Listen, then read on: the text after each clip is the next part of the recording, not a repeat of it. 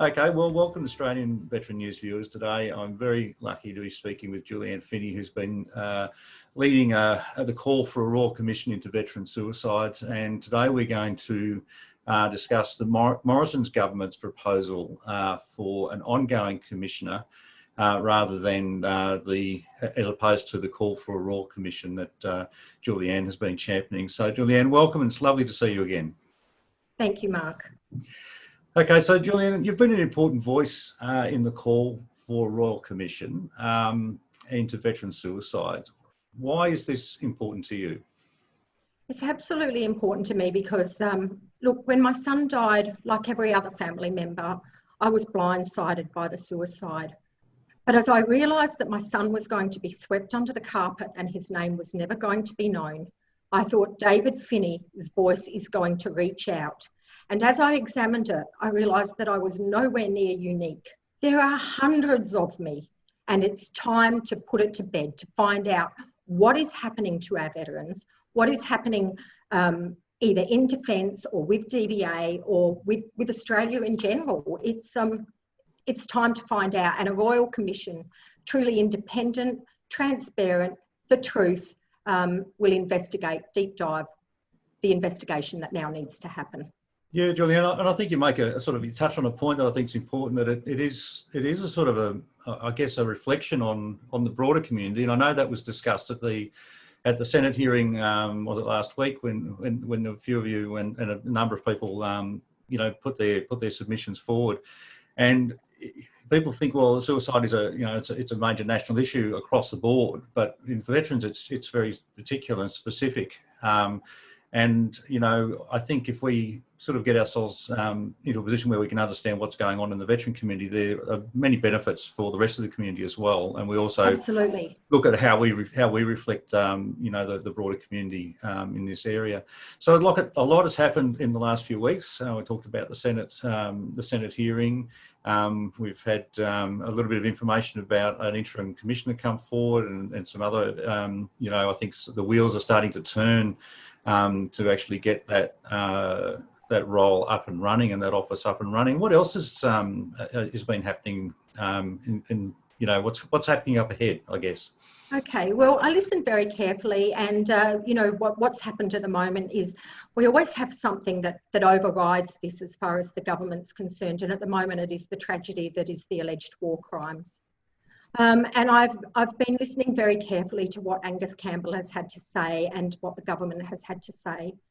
And, I've been lucky enough to be a witness in the Senate inquiry into the National Commissioner and listen to what they've had to say. And I'd like to make a few points. Mm-hmm. We know that advisors tell politicians how to talk. So when we ask Darren Chester, for instance, about veteran suicides, he will begin with, well, we have over 3,000 suicides a year. A small proportion of them are veteran suicides, and we must look at that.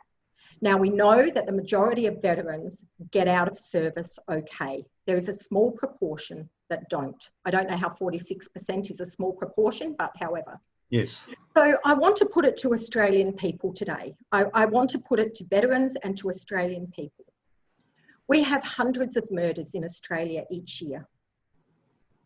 A very small percentage of them happen within defence. And so today, we're going to announce a National Commissioner into War Crimes. We will precede it with a one-off review into war crimes in the past.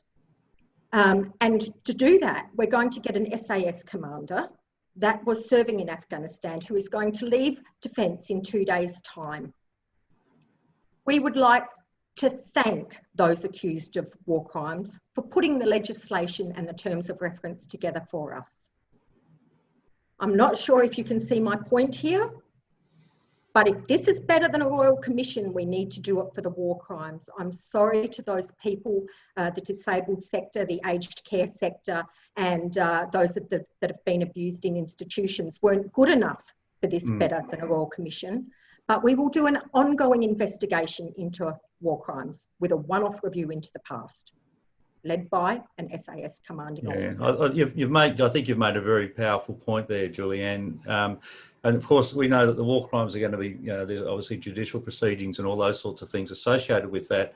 And you know, I guess one of the things that's really brought out of this from the legal experts who testified at the Senate hearing was that there are sort of some difficulties around, you know, the reliability of this process that's never been tested before, that's going to be put in place around the commissioner, and those sorts of things. Those concerns have been well and truly raised, and I think yourself and the likes of Jackie Lambie and others have certainly highlighted the issues with the appointment of Bernadette Boss and her background, her connections, you know, with the politicians, her connections with the military, and it really brings to question the suitability of her appointment just on those matters alone. But then there's also the issue from that hearing was that there was a lot of discussion about, well, we might need to expand the scope of it this way and that way, and we've already, you know, the government's already made the appointment, and is that person still suitable if they're going to do that anyway? Not only that, and this is where the Prime Minister, you know, I've been referring as he lied to me, but it's not only that, it came out, they never costed a Royal Commission. It was never being looked at. So not only did they not cost it, and I have to argue with your point that the Commissioner hasn't been tried before. The Attorney General's office was very clear that it has been tried before. For instance, we have a wind farm Commissioner. That does nothing. So where we have tried commissioners before, it's been for, not for lives, not for human rights. It's been for things like, as I said, the wind farm, and it went nowhere. So we know that this will eventually sit on the government's desk, become part of DVA, where so many reports have come out and said DVA has too many layers. This will eventually put another layer on it. We're going to have people accused of war crimes. There's going to be a lot more. I don't want to trigger anyone, but I believe that there's going to be a lot more. We certainly do need to be very concerned at the moment, and I don't know what we can do to protect those people and their families from what's ahead, but it's a very dangerous situation at the moment, I would say. I agree, and I'm so sorry, because I thank everyone for their service, and I need you to know I'm not a veteran, but I stand with our veterans. And I can look through the government's spin as to what's happening. And there will be scapegoats from this. We know that we won't look completely into it with any investigation. Again, I would say it needs a Royal Commission, not better than a Royal Commission, but a Royal Commission, you know. I mean, I don't want to get into the war crimes issue, but it does say something. I mean, I think there must be some linkage about, you know, it just sort of shows how, you know, cultural issues can break down so easily and become such an inseparable part of an organisation, and they're the sorts of things that actually need to be looked into. And you need somebody, I would think, who's a little bit bigger, a little bit more, I guess, has a different set of judicial skills and experiences than somebody who was an 80th Brigadier or somebody who was a coroner and a magistrate. And you know, I'm just wondering if that's to be the model, whether if that's the right level of appointment for that role anyway, you know. It can't be the model. I can't even tell you how to fix this model. We need more than one commissioner. It needs to be an independent commissioner. We can't look at this independently when Defence and DVA have written the legislation. We need to actually look after our veterans, and I believe even saying to veterans, you know, hold my hand, I'm with you, and the more people I have hold my hand, the stronger we'll get. Write to your senators, this National Commissioner needs to be blocked. We don't want it to go through at all. It is not honesty. Back in July 2019, DVA had a round table, and this is all from the Senate inquiry that just took place. They had a round table, and they discussed that a Royal Commission would ruin the reputation of DVA, so it can't happen. That's the beginning of it. It's not we care about the veterans or we want to look at issues with veterans. People like Kel Ryan of DFWA came out and said, you know, I didn't ask my members. Sometimes you have to be a leader. So he supports the Commissioner. He gets to say he supports it. They listen to that one voice, but the members don't support it. Australia, we care about those that have served. They're our heroes. I wouldn't be here if not for all of you that have given me freedom to talk. We care. please, if you want to help, write to your senators, get this legislation blocked. Julianne, there's a problem, isn't there? The community really isn't fully aware of it. And I've spoken to actual veterans who think we've already got a Royal Commission. That's what they think the Commissioner is. It's been spun in a way that it looks like one. And I think the other thing that concerned me, particularly about the Senate hearings and the submissions, is that the government is giving a voice to organisations that actually don't, as you pointed out, don't necessarily consult with their members. And they're not speaking to people about this. I mean, we are, you are, I know that. And there are a few politicians out there who've gotten behind this message. From the Labor Party, Lou Gosling's written a piece for us that we've recently published, and I know they're coming out. And obviously, Jackie Lambie's spoken with us on the issue and is a great champion of this cause. But the Australian public is still generally fairly ignorant about it, and potentially they're just not particularly interested. And I did write a piece a few weeks ago saying, well, I don't think there's any votes in looking after veterans, and that's probably why we're not getting the attention in this thing. I'm interested to know what you think of that. Please understand, if you don't know why this needs an investigation, it is because our children, those that served, are dying when they need it. My son, I have tried not to talk about him, but he was discharged from a hospital bed. Is that suicide watch? And he was sent into, he did have friends to support him, but he was sent into, from the hospital bed into homelessness, nowhere to go except his friends looked after him. It is disgusting what we do to veterans. We make them, and so we teach them to go to war. Then we break them because whatever it is that they're suffering from, whether they've been abroad or here, we break them and then we discard them. They discarded my son. I can talk to you personally on that, but I know that I talk to many mothers. They discard them. You have not heard Angus Campbell talk about veteran suicides. Not his problem. They are dead and they are not in defence. Not his problem. I listened to him say with the war crimes, obviously we've had lots of reviews, but they have not been robust or independent enough.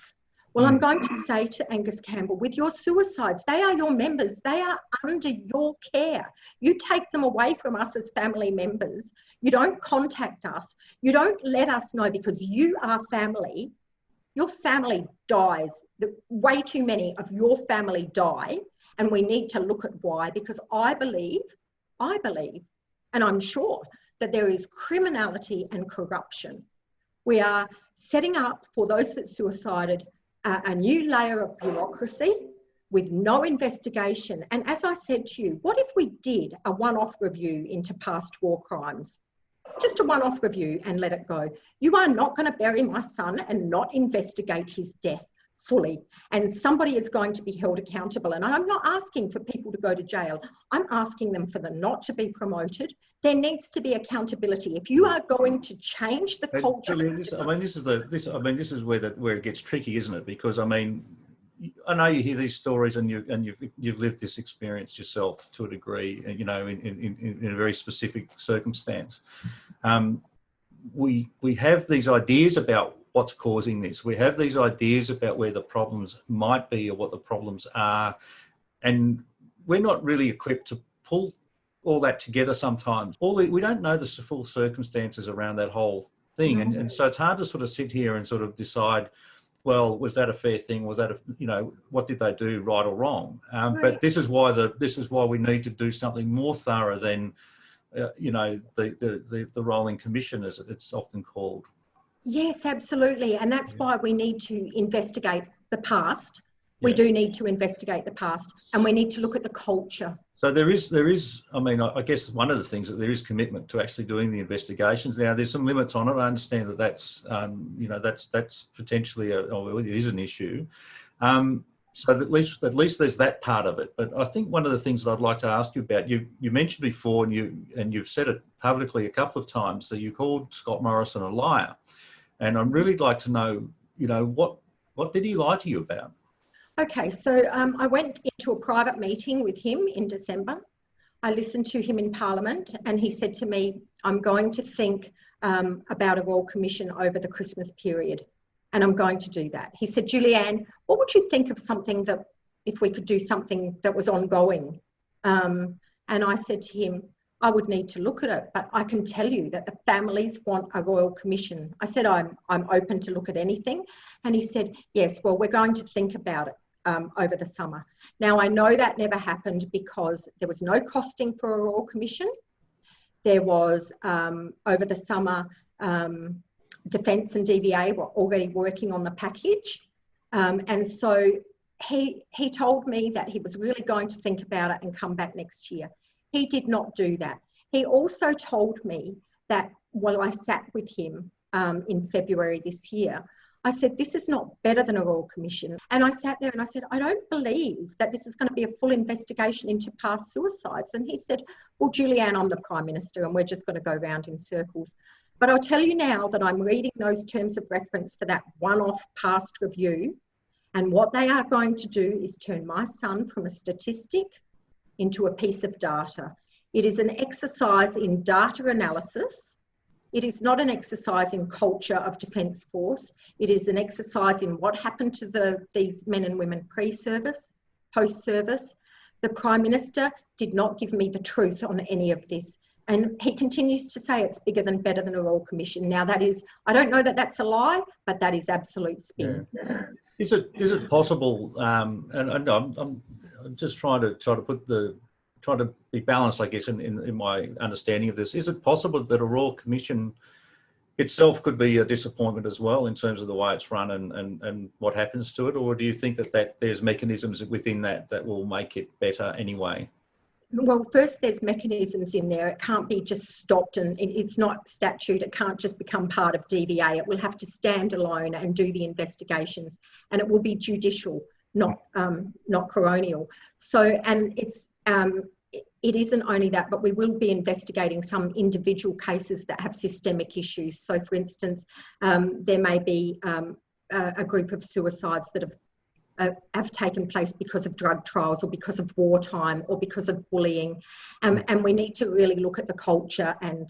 Well, I mean, this is the thing. We think that those suicides happen because of those causes. We don't actually know. So I just want to be... I just want to be clear on that, because you've said a few things about these, but we can draw a conclusion, or we can draw a line between those very easily, but this is not for us to sit in our armchairs, and make that decision without the evidence and without all the other information. And I think this highlights the need for a very thorough process. And it's way more complicated than I think a lot of people think, because we are dealing with organisations and a chain of command that actually goes all the way up to Parliament. That's the reality of it, right? So yes, and look, if I had the answers, I wouldn't be fighting for a Royal Commission. If I had solutions, I wouldn't be fighting for a Royal Commission. Is one of the problems with this? I mean, we cover a lot of veterans issues in Australian Veteran News, and it is emotional. This cannot be a topic that's not emotional. I understand that, but sometimes. And I'm not talking about you, but I'm saying some people get so shrill about it that everything is, they see the simple cause and effect type thing, and they just use it as every little bit of information is an opportunity to go on the attack about in the direction of the issue that you want to pursue. Is that harming? Is that harming the I guess the campaign for things like a Royal Commission and Veterans? Oh, certainly. So first of all, the things that harm the Commission are those that believe that if this money is not spent on a Royal Commission, that it will be spent on veteran wellbeing. That is not the case. It will be spent in another legal avenue, maybe on bird breeding in Tasmania, or I don't know, but it won't be spent on the veterans. You need to know that. You don't have a solution, because for 100 years, past and present governments have been trying to fix this, and they fix one little area. They might fix, well, I won't go into it, but they fix one little area. There is no ongoing of what we need to do from recruitment throughout life for defence people that sign their lives away. So there may be a place for a ongoing commission. Yes, absolutely. Yeah, absolutely. Yeah. But it needs to be preceded by and or recommended by a Royal Commission. So we can't do a one-off review into the past. We cannot, you know, and make that into data analysis, because it is all it is data analysis and the opportunity for parents to tell their stories. I don't need to tell my story. My son is dead. I have to live with it. I don't know how. That's my story. That is my story up to this point. I don't need to tell my story, and I don't need you to put him as part of 66% of them do this and 40% of them. I don't need that. I need a thorough investigation into the suicides of our veterans. Is there responsibility? Is there accountability? Is there criminality? Is it complicit? Is it cultural? Why are so many veterans correlating one employer, that is Defence, to more than one a week so far this year? You know, and what is the correlation? And what is the correlation between those deaths and DVA? And more importantly, what can we do? I suppose that's the key, isn't it, really? Well, every inquiry, Mark, has said that the DVA is not fit for purpose. And yet we still go building onto it, building it up, more bureaucracy. Yeah, and look, I certainly don't want to be attacking the people who work in DVA. I know that. No, I'm talking about institutions. Be very careful. It's an institution. People do their jobs. I go to work. People might not like what I do at work, but, you know, I follow the rules. And so, no, I am having by no means any go at any one person, but I am having a go at the Liberal government, the Department of Defence and the Department of Veteran Affairs. So, Julianne, from your point of view, what needs to happen now? Okay, so on change.org, I have set up a part, and I'll ask you to put the link on your site, where you can write to your senators to block this legislation. So all that will do is stop the National Commissioner going through, which this National Commissioner, as it stands without a Royal Commission, is not anything. It is nothing. It is a data review. So we need to block that. Now, from there, we can ask Liberal, you know, if they can see that a one-off review into the past, and we can equate that with the war crimes investigation, if you like, if that is enough for 600 dead veterans, and we can ask them again, or we can wait for the next government who have said they will have a Royal Commission. And so what do you think how the votes in the Senate will go with this legislation? Look, I believe that if senators want to truly understand the issue, I've invited every one of them to get in contact with me. And I'm talking Liberal, Labor, whoever.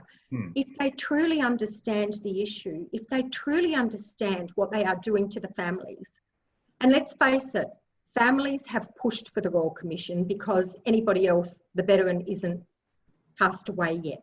If they can truly understand that the families did not ask for better than a Royal Commission. We want a Royal Commission because what we want, every one of us, now I'm sorry I'm talking for mothers, but it's mothers, fathers, the whole lot. Yeah. We don't want another mother sitting with us. We want to find out what's going wrong, get findings, find solutions. Don't ask Defence to change the culture, force them to change the culture, force DVA to listen to veterans. We want to change that. So well, you need to change the institutions, is what you're saying. It's yes. Yeah, okay. So much needs to change. I don't want any more. I don't want to ring another mother, and I ring them, and most of them can't. We're all different. I know mothers that are in fetal positions in the corners where we're all different. We need this. Julianne, can you share, if it's possible, what sorts of things do they say to you? So some say, I apologise because this is it's just wording. So they say things like, DVA killed my child. Defence didn't care. There was nowhere to go. We had to step in. We begged for help, but they weren't allowed to talk to us. I don't want to be here anymore. I don't want to be here. My case is, you didn't just break my son, you broke my daughter, and I don't know how to fix her. They were that close. And David's daughter has no parent, and you don't You can think about me for 5 minutes like we do about people that are in war. But I live with this 24/7. Every one of those mothers does. And I'm sorry, I do mean families, but everyone does. It's 24/7. It never goes away. And when I look back through my son's own defence records, there was ample opportunity to step in. I'm not saying it would have had a different outcome. There was ample opportunity. And I'm guessing that the Royal Commission or any kind of whatever the process happens, it's not going to take that pain away, is it? No, but it's not good. So one of the reasons, another reason for not having a Royal Commission is because it may trigger us. We can't be any more triggered. So you're prepared to accept the risk that it's going to be unpleasant and you might not get the result that you want. You might not find out what you want to find out as a result of the process. Yeah, I accept that, but we have to do our best. And I say to every family. And do other families feel the same way, do you think? Oh, absolutely. So if you listen to the Senate inquiry, I was why we need a Royal Commission. And yes, there isn't a family that I found that doesn't want a Royal Commission. We know that this is cover up, and I'll use that word very freely, of past deaths. We know that that's why they're going to do a data review, a one-off review for the 18th time. Yeah, we know. The federal government's been very, very had a lot of trouble explaining why they've got a few little rollout lines and things like that, why this commissioner is better than a Royal Commissioner, but it's pretty trite. And several weeks ago, you appeared on the ABC's Q&A program to ask the Minister of Defence, Personnel and Veterans, Darren Chester, what was the Morrison government avoiding? You asked him that question fairly directly, I thought. It was a pretty straightforward question. So, what do you think of the answer that he gave you? And you mentioned a little bit about that just before. I did. And I guess, how did other families, or how do you think other families that you're close to react to that response that he gave you? Well, I'm not going to tell you what they said because it's one person, but I did get a lot of, I was always aware of what his answer would be because it's the same every time. It is, we've had this many suicides, I said it before. And I wanted to argue with him on each point, but I was always aware that I was just going to ask the question again because the question has never been answered. What are you afraid of? I think that you are afraid of the truth. And I can't think what else you would be afraid of except the truth, because we have the lines, this is better than a Royal Commission all the time, but nobody can tell me why apart from it's ongoing and it has the right to look back. Yeah. Is there any possibility that they really believe that this is a better approach? I mean, could that be possible? Okay, so this is just my point of view. Just mine. Absolutely not. They're not stupid. They got into politics because, they're bright people. What they've learned is spin and marketing, and they take the advisors. Oh, don't forget to point out that, thousands of Australians commit suicide. Don't forget to point out that we spend 11.5 billion. Well, look at your budget, Minister Chester, and work out why you're spending it so wrong. That should come out in a Royal Commission as well. Yeah. And I've got one other thing to say, and that is that I have written to RSLs too to get their reasons for not wanting a Royal Commission. And they said they just don't think it will do anything. So I say to people, Australians, every Australian, if you don't think a Royal Commission is worth it, then just stay out of it. Abstain from any voting, stay out of it, because we, the families, need it, because veterans in the future need it. We absolutely need to look after our veterans.